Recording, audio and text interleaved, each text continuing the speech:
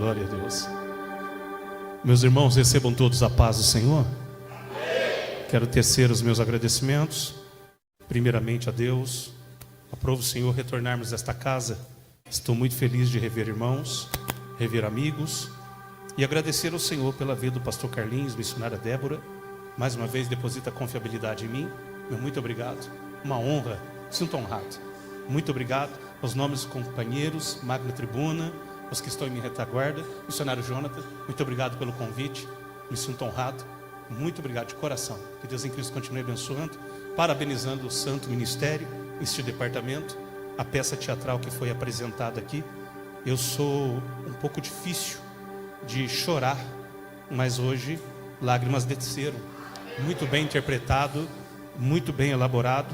Parabéns a todos que estão coesos, unânimes e adjuntos, somando em prol desta obra. Que essa peça não fique só nessa, mas que venha muitas outras. Amém? Que Deus continue usando, instrumentalizando os que antecederam a mim, por intermédio de oração, cântico, saudação, a palavra introdutória. A Bíblia é muito bem exaurida, muito bem explicada, explanada de forma de muita intrepidez. E eu amo igreja assim, que prioriza a palavra. Que Deus em Cristo continue abençoando a todos. Quantos estão com expectativas pela palavra de Deus? Diga glória a Deus. Eu quero ser fiel à temática deste culto. Abra a tua Bíblia, Evangelho de João, capítulo 20. João 20.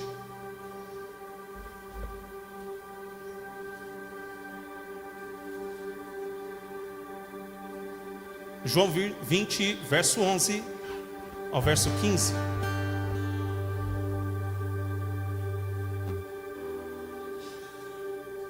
Quem achou me dá um sinal de amém. Maria, entretanto, permanecia junto à entrada do túmulo, chorando. Enquanto chorava, abaixou-se e olhou para dentro do túmulo. E viu dois anjos vestidos de branco, sentados onde o corpo de Jesus fora posto, um à cabeceira e o outro aos pés. Então, eles lhe perguntaram: mulher, por que choras? Ela respondeu: porque levaram o meu Senhor e não sei onde o puseram. Tendo dito isso, voltou-se para trás e viu Jesus em pé, mas não reconheceu que era Jesus. Perguntou-lhe Jesus: mulher, por que choras? A quem procuras? Ela, supondo ser ele o jardineiro, respondeu: Senhor, se tu o tiraste, dize-me onde o puseste, e eu o levarei. Verso 16. Disse-lhe Jesus: Maria. Ela, voltando-se, lhe disse em hebraico: Rabone, que quer dizer mestre. Até aqui, por gentileza, os que podem, tomai os vossos assentos.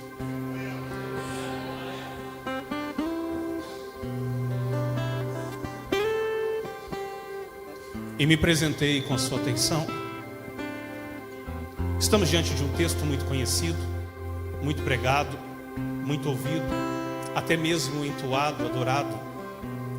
Nós vamos observar que Maria vai ter um encontro com o Mestre já ressurreto. A pergunta que não quer se calar: qual seria o propósito de Deus enviar o seu Filho? Para qual propósito Deus entregaria o seu Filho à morte? Qual é a base do Evangelho? A base do cristianismo? Sendo que a Bíblia, ela é cristocêntrica. Cristo é o centro da Escritura em toda parte. Se nós observarmos a primeira aparição de Cristo tipologicamente, nós vamos observar em Gênesis capítulo de número 3. Nós vamos observar que quando Deus fala com Adão, com Eva, Ele vai dizer que virá um, e é a semente da mulher que vai pisar na cabeça da serpente. Nós vamos observar que quando Adão e Eva, que é o plano original, eles falharam. Acredito eu que no mundo espiritual Satanás comemorava, porque quando Deus cria o homem, Deus vai criar a sua imagem e semelhança. E quando Deus cria o homem, é para que ele fosse o plano original, o plano modelo. Mas agora o plano de Deus parece que dá errado, mas na verdade essa seria a mente de Satanás e de todos os demônios, porque Deus não erra. E nada pega Deus de surpresa. A própria Bíblia vai dizer que antes da fundação do mundo, Deus já tinha tudo programado, projetado e tudo feito. Se você ler a Bíblia, a qual muitos acham que ler a Bíblia inteira, a pessoa fica louca. Você vai ver que Deus não trabalhou do começo para o fim, Deus trabalhou do final para o começo. É interessante que quando nós observamos que Adão, Eva, eles erram, eles pecam, abriram-se os olhos, aquilo que eles não viam passaram a ver. Agora eles veem a malícia, por isso eles viram a nudez. E eles vão ter uma tentativa de consertar, pensando que conseguiriam. Eles pegaram folhas de figueira, eles cozeram as folhas de figueira para tentar tapar as suas vergonhas, para tentar tapar o seu corpo, porque descobriram que estava nu. E agora Deus vai procurar Adão. Adão, onde está? Onde estava Adão? Atrás das árvores, se escondendo. E Deus então agora vai ter um diálogo com eles. Mas antes do diálogo, veja o que Deus vai fazer. Se o homem pensa que pode tapar a vergonha com folhas de figueira, Deus não dá essa autoridade para o homem. É Deus quem vai agora matar o animal. O primeiro sangue derramado na terra não foi de Abel, quando Caim matou o irmão. O primeiro sangue derramado na terra foi de um animal que supostamente teólogos ou historiadores vão dizer que é um cordeiro. Mas eu não posso afirmar isso. Todavia, eu preciso afirmar uma única coisa: um animal inocente precisou morrer, o seu sangue precisou ser derramado na terra para tapar as vergonhas de Adão e Eva. Adão e Eva peca e acha que pode dar um jeitinho. Já vou aqui abrir o primeiro aspas de uma palavra profética, porque nós estamos vivenciando os dias de uma geração a qual eu faço parte. Eu uso a empatia, em que a gente erra e acha que pode dar um jeitinho, a gente falha e acha que pode dar um jeitinho, e de repente vem Deus dizendo: essa autoridade você não tem, você errou, mas agora quem vai tapar as suas vergonhas sou eu. É Deus quem faz, é Deus que opera, é Deus quem trabalha, é Deus quem age. Nós vamos observar que ao longo da história desencadeou toda sorte de malignidade. O homem é voltado aos seus bel prazeres, o homem é voltado a fazer as suas coisas segundo o egocentrismo. Deus não é mais o primeiro plano, Deus não é nem o segundo plano, nem terceiro plano. A humanidade colocou Deus em último plano. A humanidade não se prostra diante de Deus e desencadeando toda sorte de pecado, eles vão fazendo o que é mal a pior. Nós vamos ver que um abismo chama outro abismo, e quando de repente, quando parece que tudo está acabado, é que surge agora a ação divina, aquilo que ele prometeu lá no Éden, em Gênesis 3,15, e virá uma semelhança, ou melhor, virá um, e ele vai pisar na cabeça da serpente. Quem? Jesus Cristo. Veio um anjo, visitou Maria e disse para ela: salve agraciada, bendita és tu dentre as mulheres. E ela vai ouvir, e agora o anjo vai dizer: você vai gerar, e o que você vai gerar não é teu, é do Espírito Santo, porque para Deus nada é impossível. Uma mulher que não coabitou, não deitou, não se entregou a um homem, mas agora ela vai gerar, ela agora vai ter um filho. Veja como Deus quebra protocolo, Deus confunde a ciência, Deus confunde os sábios da terra. Uma mulher que vai gerar sem ter coabitado com o homem, e ela gera um filho. Mas veja o que acontece quando nasce Jesus Cristo. Tiveram que correr, sair às pressas, porque a lei agora de um sistema, de um certo rei Herodes, que ouviu 3 homens que vieram de terra longínqua para ver o rei dos judeus, e ele pergunta: onde está o rei dos judeus? Eu acredito que Herodes vai dizer: rei dos judeus sou eu. E de repente eles vão dizer: não, não és tu, é o verdadeiro rei dos judeus. E todo lugar, todo ambiente que tem um rei não aceita ter outro para dividir espaço. E agora ele vai querer armar, arquitetar um infanticídio, mata todas as crianças. Por quê? Porque ele viu que tinha alguém que poderia ser uma ameaça para ele. É assim que acontece na nossa geração. Um cantor não divide espaço com outro cantor, um pregador não divide espaço com outro pregador, uma pessoa não destaca, ou melhor, quando o outro está destacando, o rei Herodes vai dizer: não, eu não aceito o outro aqui, o rei aqui sou eu. Mal sabia ele que estavam falando de um outro rei que não era da linhagem herodiana. Sabe por quê? Porque Herodes veio de uma linhagem, só é rei quem antes foi príncipe, mas o único na história da humanidade que não foi príncipe, já nasceu rei, foi o nosso Jesus Cristo. Oh glória, louvado seja o nome do Senhor. Tiveram que sair às pressas, e eles vão para outra terra. É interessante que nós vamos ver ao longo da história, encurtando porque os irmãos já conhecem de cor salteado. Jesus Cristo agora na adolescência, ele some dos seus pais. Procuraram Jesus aqui, acolá, e não encontra. Aonde Jesus estava? No templo. Novamente eu preciso aplicar isso. As pessoas estão procurando Jesus em tantos lugares. Acha que Jesus está no The Chosen. É uma cena muito linda, é muito bom, mas na verdade a presença dele não está ali. Acha que Jesus está na novela da Record, mas na verdade a presença não está ali. Veja que Maria e José procuram Jesus em tantos lugares, mas não encontra. E aonde Jesus estava? Dentro do templo. Pega na mão da pessoa que está ao teu lado, dá uma apertada na mão dele até gritar aleluia. Olha bem na ponta do nariz dele, bem no ponto do nariz dela, e diga para essa pessoa: sabe aonde encontraram Jesus? No templo. Fala para ele agora, capricho, com aquela voz de profeta: não é em vão a tua vinda aqui. Se você procurou Jesus em tantos lugares, hoje você encontra, porque ele está no templo, ele está no templo, ele está no templo, ele está no templo. Oh glória! Ao longo da história nós vamos ver o apagão de Cristo. Logo ele aparece aos 30 anos de idade. Quando ele aparece, agora ele vem revolucionando a época com suas mensagens. A mensagem de Jesus era diferente da religiosidade da época. Enquanto os fariseus pregavam a lei, mas eles queriam utilizar da lei para fazer mal às pessoas. Eles não utilizavam a lei como um todo, até principalmente para eles. E vem Jesus agora com uma mensagem que não era engessada. A mensagem ela é contida de 4 letras: A-M-O-R, amor. Jesus ele prega o amor. Aqueles que eram desprezados pela sociedade andam com Jesus. Aqueles que eram impuros queriam ter um encontro com Jesus, porque Jesus tinha uma mensagem diferente, a mensagem do reino. E é essa mensagem que faz você vir aqui. É essa mensagem que faz você chegar a este lugar. Porque você não está ouvindo mensagens aqui cuja aponta o seu passado, aponta aquilo que você fez. Porque quem aponta passado é Satanás. E Satanás ele gosta de mexer no passado.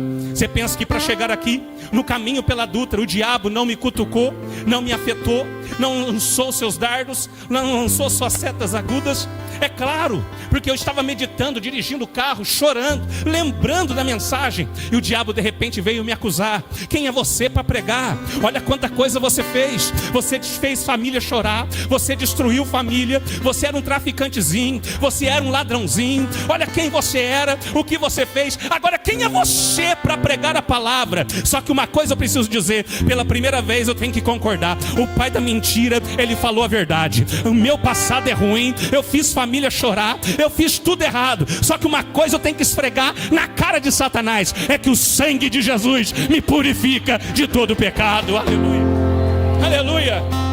É para vergonha do diabo. Jesus ele vai fazer a obra. O que me chama a atenção é que Jesus agora, por 3 anos e 6 meses, segundo a epístola de Tiago, por onde Jesus passa, milagres acontecem, sinais acontecem. E sabe o que é lindo? É que quanto mais ele faz o bem, mais ele é perseguido. Logo eu tenho que dizer isso para quem me ouve. Abro parênteses novamente para pregar a sua história e para entregar para você o primeiro oráculo. Porque quanto mais você faz o bem, o que você recebe em troca? Quanto mais você abraça, o que fazem com você? Você está pensando que todos aqueles que aparecem com você na selfie serão aqueles que vão te apoiar, vão te abraçar, que vão te dar a mão, estender a mão para você? Você está enganado. Você quer ver todo mundo te elogiar? Para de fazer a vontade de Deus. Mas quanto mais você faz a vontade de Deus, não espere por like, não espere por seguidores, espere pancadas, feridas. Só que fica tranquilo, eu não vim aqui para falar para você que você vai sair daqui machucado. Eu vim falar para você que pode vir pancada, pode vir ferida. Maior é aquele que está conosco do que aquele que está no mundo. Jesus ele faz o bem, a multidão segue. 13.000 pessoas aproximadamente. A Bíblia vai falar de 5.000, mas não se contava as crianças nem as mulheres. 13.000 pessoas estão seguindo o mestre. E dessa multidão ele elege 12 para estar com ele, 12 para participar de certos milagres com ele, 12 para poder aprender, se tornar futuramente os apóstolos, para dar continuidade à obra redentora que começa com Jesus Cristo. E perceba que Jesus agora, de tanto fazer o bem, o que eles vão fazer com Jesus? Agora Jesus é digno de azorrague. Ele é digno de ser chicoteado machucado, ferido. Teceram uma coroa feita de espinho, cravaram em seu couro capilar, não colocando com a mão, mas agora colocando-a, bateram com uma cana. Ela crava. O que ele recebe? Ele recebe agora feridas, feridas profundas. Tudo isso por fazer o bem. Tudo isso por causa de mim e por causa de você. Tudo isso teve um sentido. Veja que Jesus, ele é levado agora ao caminho ao Gólgota. E tem uma multidão, cujo João escreve dizendo que era uma plateia, que eles aplaudiam o sofrimento de Cristo. E quem era essa plateia? Essa plateia é a mesma que outrora dizia: Hosanas, Hosanas, Hosanas nas alturas. O maior câncer na alma é a ingratidão, porque nessa multidão, aquele que outrora era cego, não enxergava, agora ele está ali para ver o sofrimento de Cristo. Aquele que não falava, agora fala por causa de Jesus, é o que vai gritar: solte Barrabás e crucifica Jesus Cristo. O homem da mão mirrada, ele agora tem a mão sã, e ele vai apontar: crucifica-o. Aqueles que tinham fome foram alimentados quando foi o milagre da multiplicação do pão e do peixe. São eles agora que vão falar para crucificar a Jesus. A ingratidão é um câncer na alma. Sabe o que me chama a atenção? É que em nenhum momento Jesus murmurou ou reclamou. A Bíblia vai dizer que ele foi como ovelha muda ao matadouro, em silêncio, quieto. Diferente de mim e de você, que às vezes calúnia, a gente quer tirar satisfação. Alguém falando mal, a gente quer ir lá e falar poucas e boas. A gente não apanha quieto. Achamos o dono da razão e queremos lutar pelas nossas por aquilo que nos apraz. Lutar por aquilo que nós queremos mostrar. Lutar pelos nossos direitos. Jesus não lutou pelo direito dele, muito pelo contrário. E se você olhar para a Bíblia, ele não merecia, ele não precisava. Em Filipenses 2:6 ao 8, ele deixou a sua glória, ele despiu do seu trono, do seu poder, para descer em forma humana. Ele se diminuiu para passar por tudo isso. E agora ele ganha uma cruz nos ombros. Redobre atenção. Ele está no caminho do Gólgota. Ele vai subir no Monte Caveira, e vão crucificar a Cristo. Algumas pessoas vão dizer que a cruz não era de Cristo. Eu quero quebrar esse protocolo aqui. A cruz não era dele, era de Barrabás. E vão querer romantizar a crucificação, que a cruz era de Barrabás. Barrabás era um porte maior, a cruz era maior, Jesus era pequeno. Quando cravaram a mão, tiveram que esticar ele para caber na outra mão o cravo que receberia na palma. Mentira! A Bíblia explica, a própria Bíblia. Livro de Esdras, capítulo 6, versículo 12. O decreto de Dário: aquele que se levantar contra o templo, aquele que se levantar ou querer mudar o decreto, ele vai ser pendurado no madeiro da porta da sua casa, e a sua casa se tornará um monturo. É por isso que quando Jesus é crucificado, ele vai falar para João do lado de Maria: mulher, eis aí o seu filho. João, eis aí a sua mãe. Porque ela ficaria desamparada. A casa virou um monturo. A cruz não era de Barrabás, segundo o decreto de Dário. A cruz era de Jesus, tirada dos umbrais da porta da casa de Jesus. Não podemos romantizar a cena. Nós não podemos falar que foi mais e nem menos. O que aconteceu foi fato verídico. Aconteceu e ponto final. A cruz não era de Barrabás. A cruz era da casa, do umbral da casa de Jesus. E Jesus, ele agora erguido numa cruz dele. Redobre atenção. Os mistérios da cruz. 2 madeiros. Um da vertical, um da horizontal. O da vertical deveria ser cravado no chão, e da horizontal pregar as mãos de Jesus. Pega essa, lá vai. Quando as mãos de Jesus é pregado e ele é erguido, a Bíblia diz que ele está agora numa cruz erigida. Ele morre de braços abertos. Diga, braços abertos. O que significa? Tipologia bíblica para quem gosta. Quando ele morre de braços abertos, ele está dizendo: vinde, benditos de meu Pai. Vinde, os que estáis cansados e oprimidos, e eu vos aliviarei. A madeira da vertical, um buraco no chão, significa: o que é ligado na terra será ligado no céu. Pega de novo na mão da pessoa que está ao teu lado. Diga para essa pessoa: Ele está de braços abertos para curar as suas dores, consolar o teu coração, confortar você dos problemas que te assolam. E olha que o que Ele faz é ligado na terra, também é ligado no céu. Não tem demônio que atrapalhe o agir dele na tua vida. Não tem mal algum que vai atrapalhar o agir de Deus na tua história. A cruz do Calvário liga você e Deus. Oh glória! Por que, pregador? Olhe para mim, é simples. Lembra lá do Éden? É muita informação, eu sei disso. Lembra do Éden? O homem distancia de Deus. Agora vem Jesus pendurado no madeiro, com o braço aberto. Não está escrito, mas é mente de pregador. Parece que eu vejo Jesus com o braço aberto. Assim como o homem pecador distanciou de Deus, parece que eu vejo agora Ele religando. Religare significa religião. Ele está religando o homem em Deus novamente. Olhe para mim. É como se Ele estivesse pegando na mão do pecador, de braços abertos, ligando na mão de Deus. Eu vou repetir. Jesus morre de braços abertos, pegando na mão do ladrão da direita e pegando na mão de Deus, religando nós em Deus.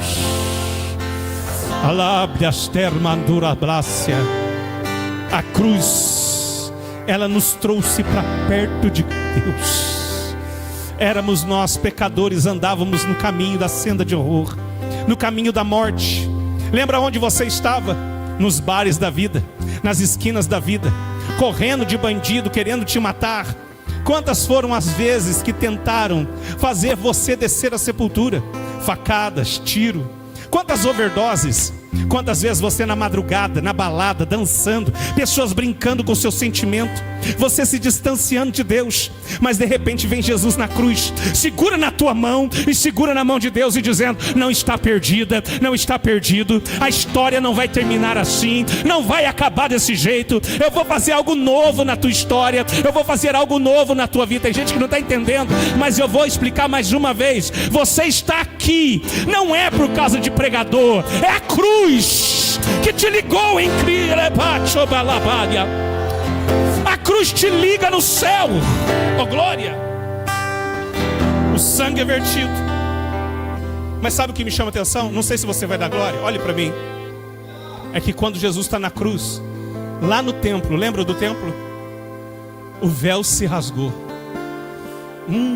Isso é forte.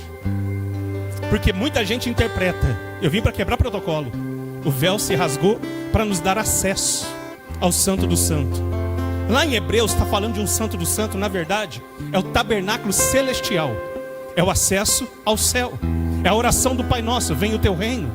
Mas na verdade, exegeticamente, quando o véu se rasga, não está falando daquele Santo do Santo. Por quê? Olhe para mim. Porque o templo de Herodes foi construído para fins políticos, para abraçar a massa, para fazer uma massa de manobra, para ter o controle da sociedade. Olhe para mim. Todo o templo de Herodes, ele foi alterado nas medidas, fora do padrão do templo. E ele faz um santo do santo mentiroso. Colocou uma cortina para ninguém entrar. Segundo historiadores, era 10 centímetros aquele tapete pendurado e que foi rasgado. Mas com qual intenção Deus faria isso? Porque Jesus está na cruz, o véu rasga. Para que Jesus morrer na cruz e o véu vai rasgar de alto a baixo? Não é para ter acesso. Por quê? Porque a Bíblia vai dizer em Jeremias 3,16 que nunca mais eles veriam a arca. No templo, no Santo do Santo, deveria ter a presença palpável, a arca da aliança, para sacrifício de animais. Você lembra que as pessoas levavam no templo os animais para serem sacrificados? Mas não tendo arca, como é que vão agora sacrificar animal? Para onde aquele sangue deveria ser espargido? A arca não estava lá. Quando aquele véu rasgado, não era simplesmente para dar acesso. Porque Flávio José, ele vai dizer que aquele lugar estava vazio. Só tinha uma pedra chamada pedra fundamental, que é chamada de Shetiá. Nós vamos analisar e entender agora. Quando Jesus está na cruz, o véu rasga. Para que o véu rasgou? Não é para nós termos acesso ao Santo dos Santos sem a arca. E Deus não é Deus de confusão. Como teria a arca num lugar e Jesus no Gólgota. Então aquele véu rasgou. Exegeticamente é para mostrar para todo mundo que não tinha nada ali.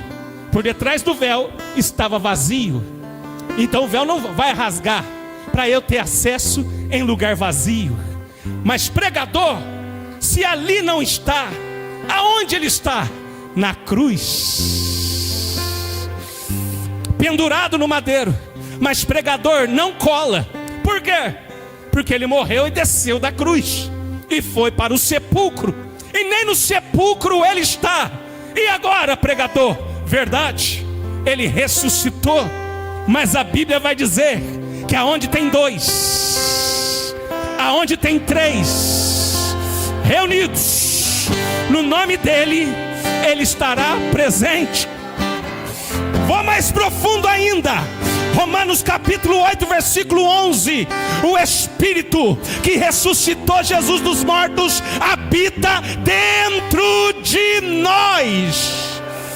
É muita gente para pouco glória, eu vou repetir.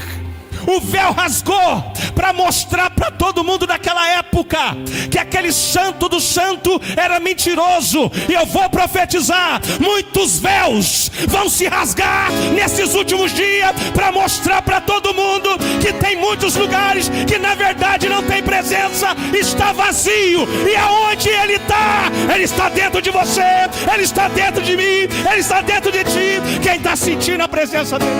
Quem está sentindo a presença dele aqui?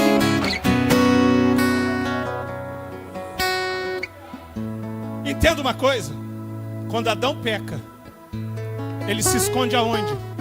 Atrás das árvores, atrás do madeiro. E o segundo Adão, ele não vai para trás da cruz, ele fica na frente do madeiro. Enquanto Adão, com medo e com vergonha, se esconde atrás do madeiro, Jesus, ele não precisava, mas ele encara na frente do madeiro. Alamanto revala abraça. Pega na mão da pessoa de novo que está do teu lado.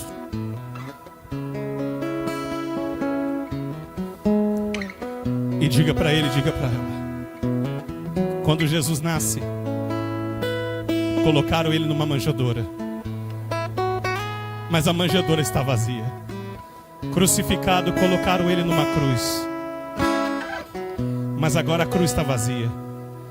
Colocaram ele no sepulcro, mas agora o sepulcro está vazio. Ele subiu ao céu, está sentado no trono, mas não deixou a gente órfão. Ele enviou outro Consolador. Era para a gente estar vazio, mas ele ao subir vai dizer: não posso deixar eles desamparados, eles não podem andar vazios. Enviarei outro Consolador. E ele está aqui presente. Ele está aqui presente. Ele está aqui presente.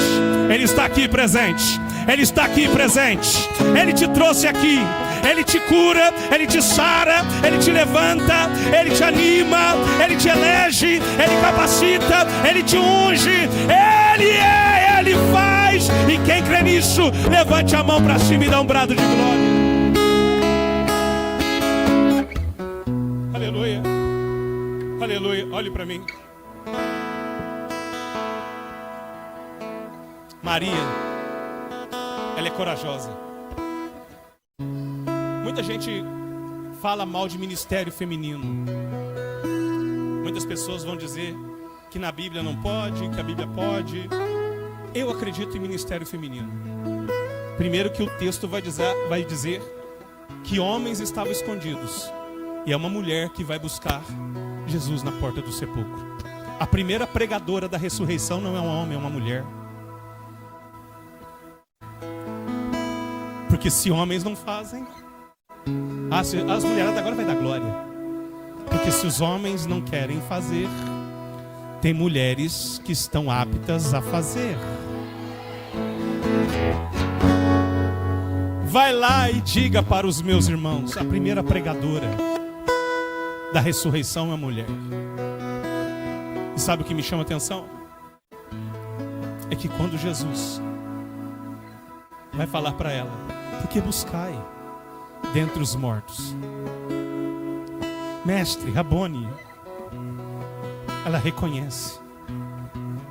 E paz, meus irmãos, que tem muita pessoa como Maria aqui,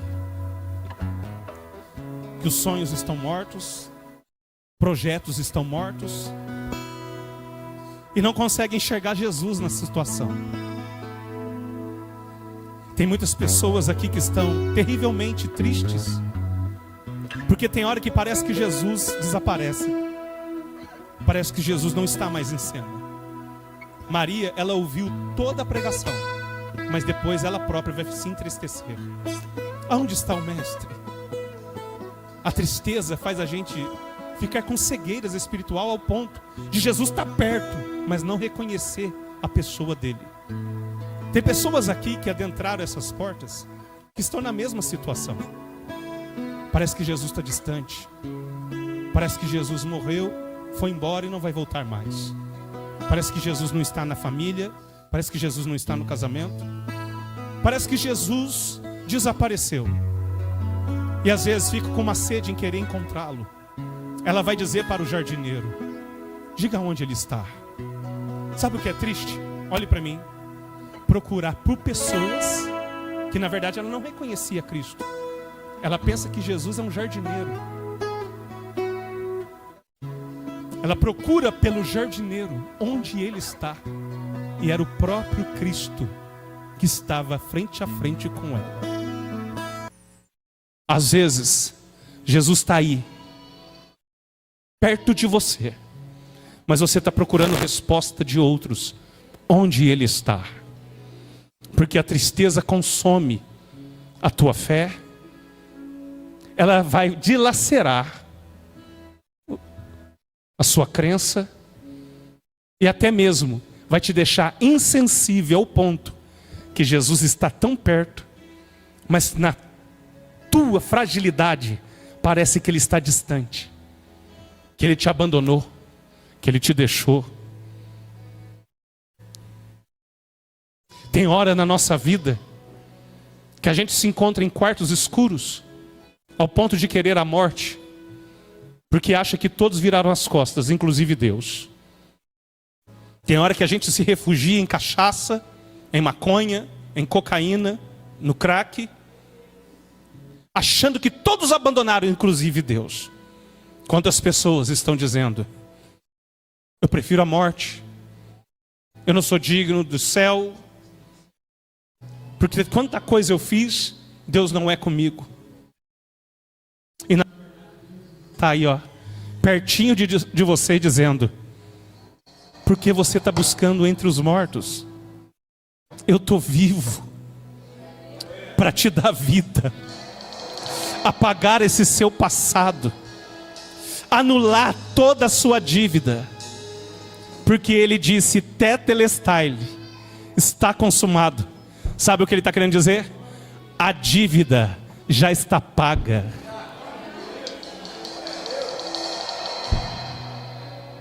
Olhe para mim. Se você ler o livro do profeta Oséias, você vai entender perfeitamente o que é isso. Deus dá uma ordem para o profeta Oséias: toma para ti uma mulher adúltera. Ele casa com uma mulher que no sonho dele ela não fazia parte, mas é uma ordem divina. Casa! Ele casa com uma mulher adúltera, uma prostituta, que vivia na promiscuidade, na vida errada. Redobre a atenção. E quando ele casa com ela, era para ter família. Mas sabe o que ela faz? Ela sai de casa e deixa ele. Ela vai para a vida, para as madrugadas. Ela deita com homens e depois volta para casa. Não tem figura melhor para explicar isso. Oséias é a representação de Cristo. Israel e nós somos a representação de uma mulher totalmente errada. Um Cristo que nos ama, queremos ele no culto da quinta, do domingo e dos outros dias a gente se distancia com dancinhas de TikTok, com sites pornográficos, com vidas errôneas, a um Jesus que nos ama e depois a gente abandona, depois volta para Ele. É a mulher de Oséias, faz tudo errado, depois chega em casa e o marido tem que receber.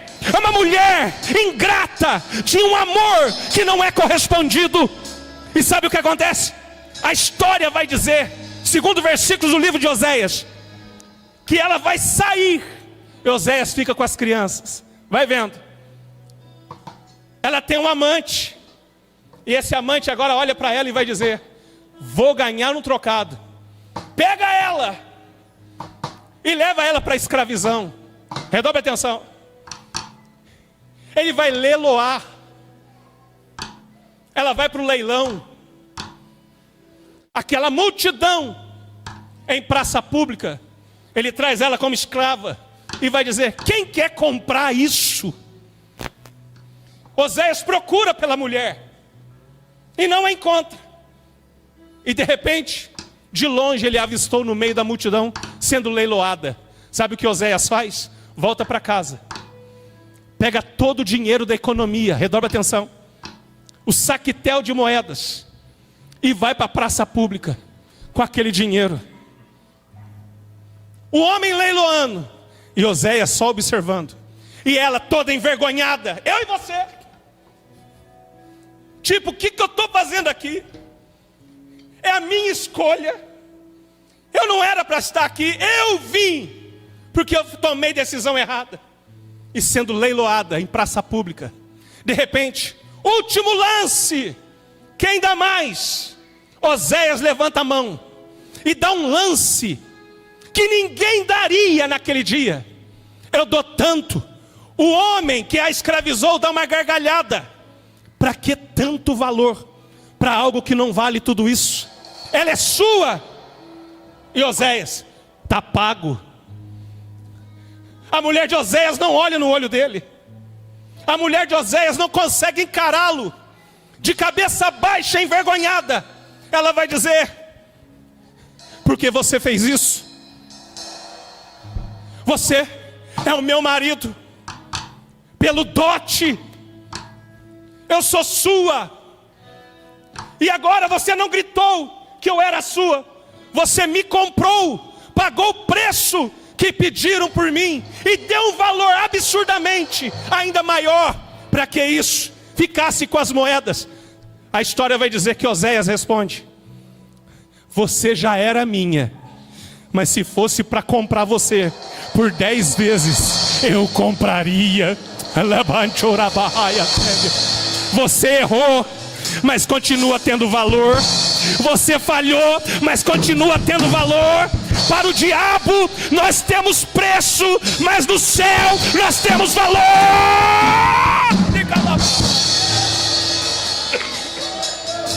Não importa o que você fez, não importa quem você foi. É isso que acontece, o que a sociedade não entende. Você pensa que lá fora as pessoas estão olhando aqui dentro. Olha lá quem está ali dentro. Não é ela, a menininha de canduá, a menininha catimbozeira, tocadora de atabaque. Não é a mãe de santo, não é o pai de santo, não é o maconheirinho, o traficantezinho, o cheirador de cocaína, aquele e aquela que ficava andando com o copão de Ballantines, White Horse. Não é eles que ficavam com o nariz branco lá na praça. Não é ele que estava tremendo de overdose, caído na calçada. Não é ele que corria da polícia, aquele que entrou aquele dia no camburão. Não é ele que fechava o bar, falando que ia bater em todo mundo. Não é ele que deu trabalho para a mãe, deu trabalho para o pai, deu trabalho para a sociedade. Agora está escondendo atrás da Bíblia, está lá dentro da igreja. Aquela igreja parece a curva do rio, só para o que não presta, é verdade, e começa pelo pregador. Só que tem um detalhe: o que a sociedade não sabe é que o preço foi pago. O preço foi pago. O preço foi pago. O preço foi pago.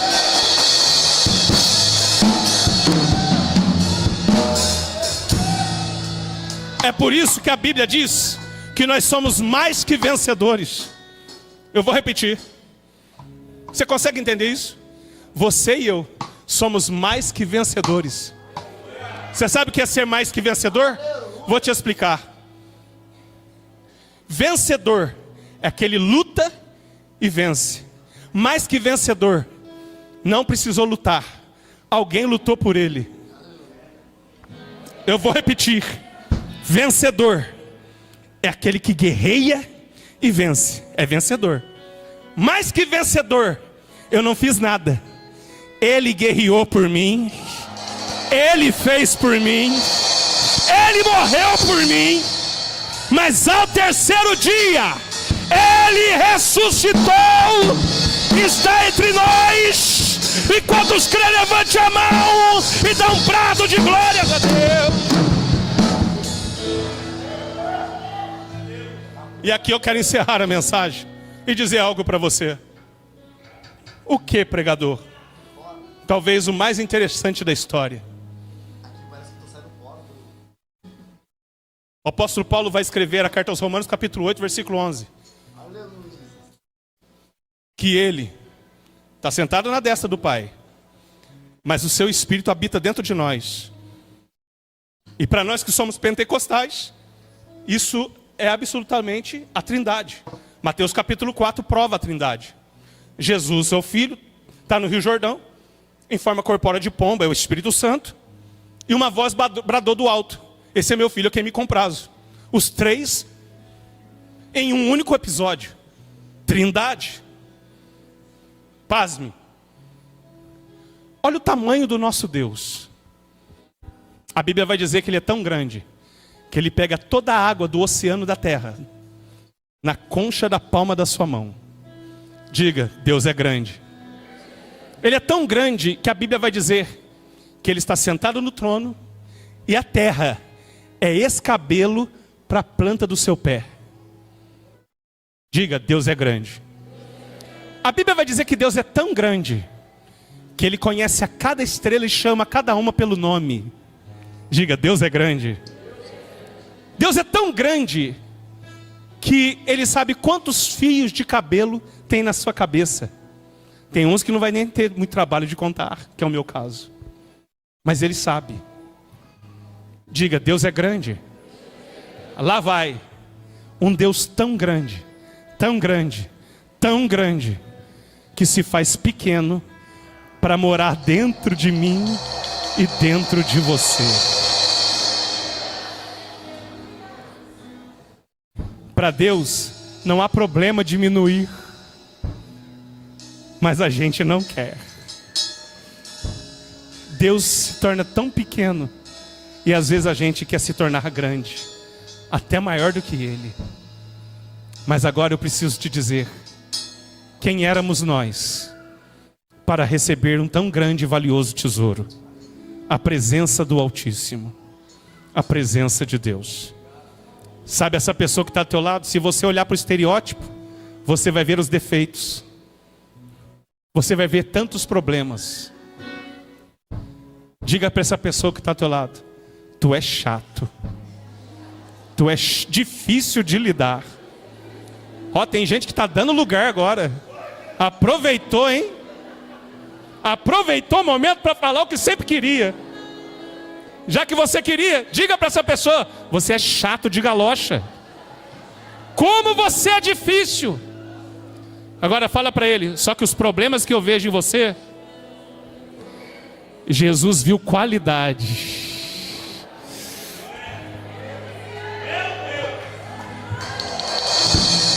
Diga para essa pessoa: Jesus viu o que eu não vi. Jesus viu em você o que ninguém vê. Enquanto todo mundo só vê problema em você, Jesus viu qualidade aí dentro. Aí dentro tem amor. Você pode ter essa cara carrancuda, você pode ser chucro, você pode ser essa mulher que lá no mundo até em homem você batia, mas Jesus olhou para o teu coração e disse: tem valor, tem valor, tem valor, tem valor. E quem tem glória dá glória, quem tem aleluia dá aleluia.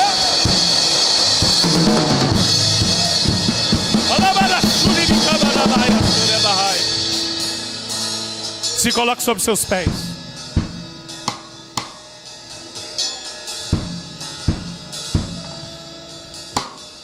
Me ajuda a pregar? Diga para essa pessoa: afinal de contas, aonde Jesus está? Responde para ele agora: aonde ele está? Fala para ele, fala para ela.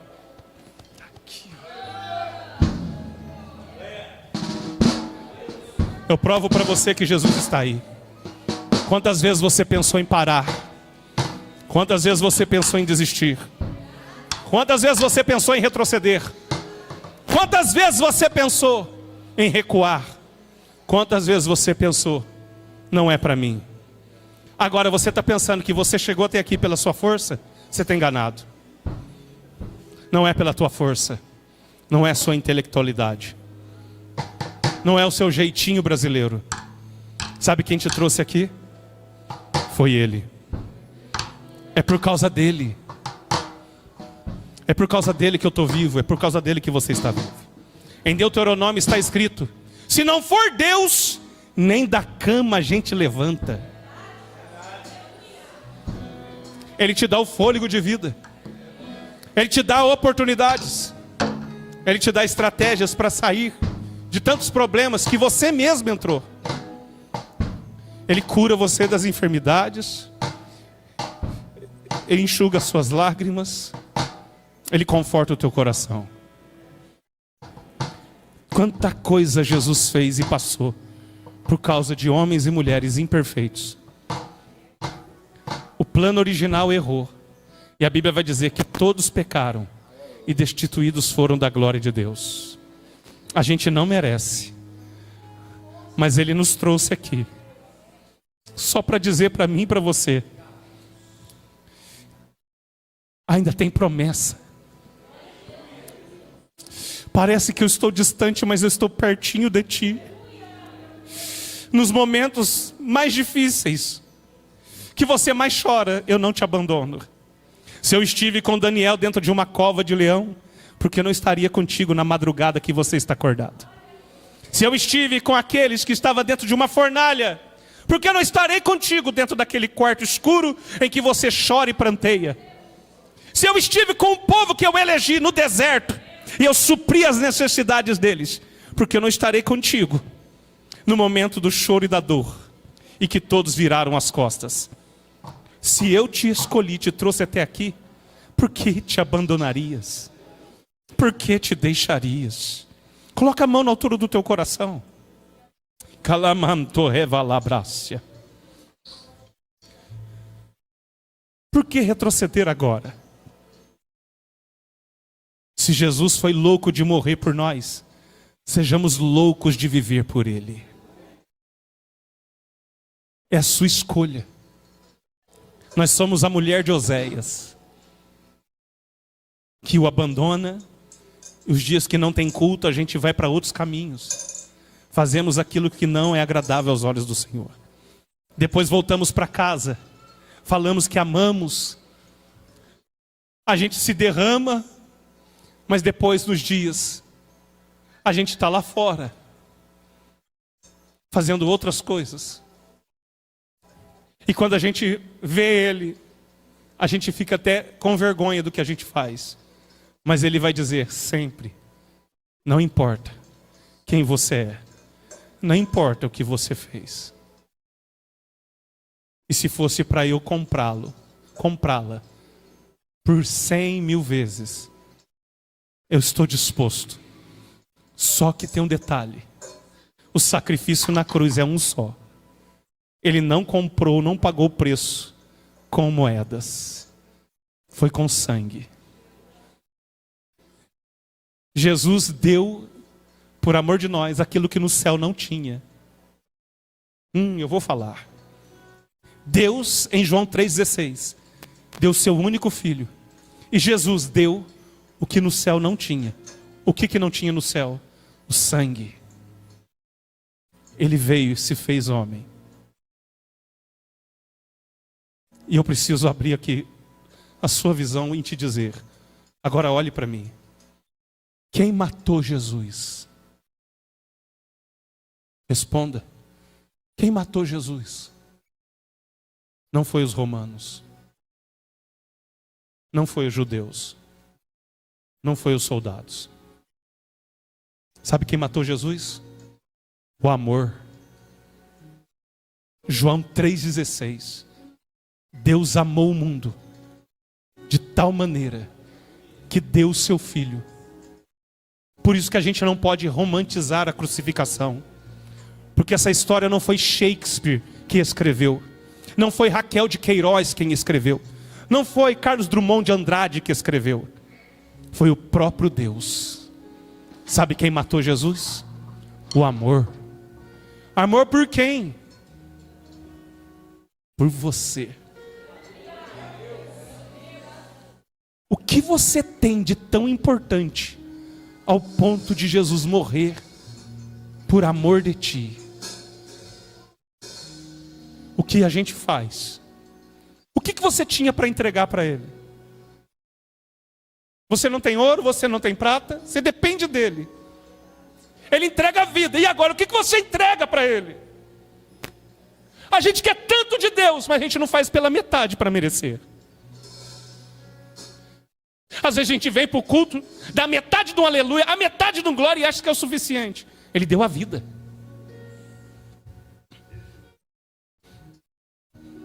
E quem matou Jesus?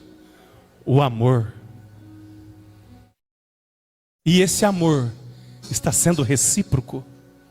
Você ama Deus à altura como Ele te ama? Ou você vem aqui para o culto porque é um local legal, é umas músicas que toca, eu gosto de rever os amigos, eu não vou ficar em casa, eu vou para a igreja, não, porque eu sou um religioso, é 2 horas de culto, depois eu vou embora, e a vida que segue.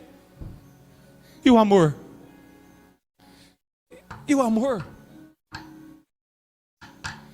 Põe a mão na altura do teu coração.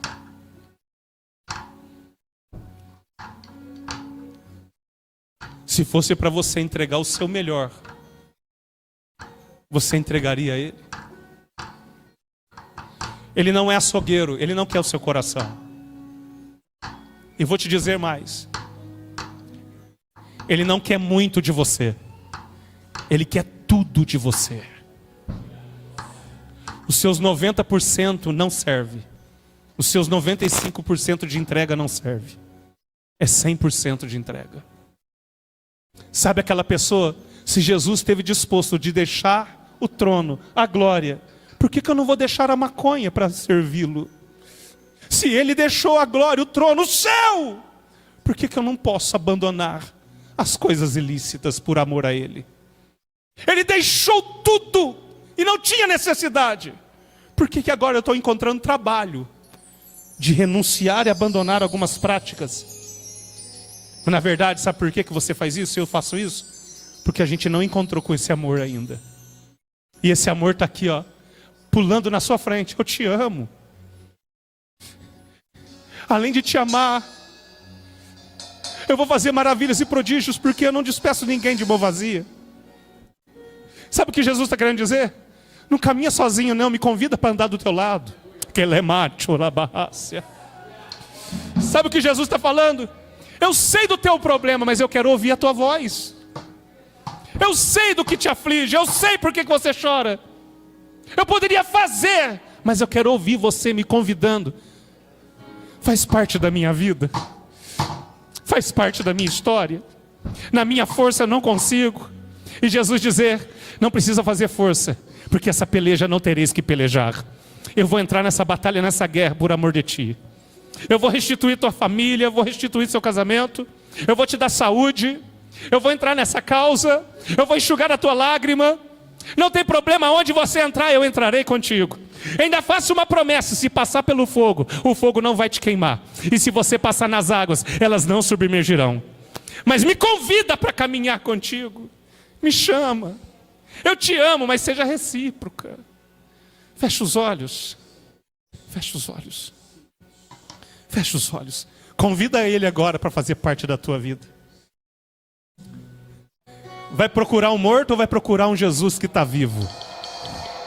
E está dizendo para você, sente a minha presença.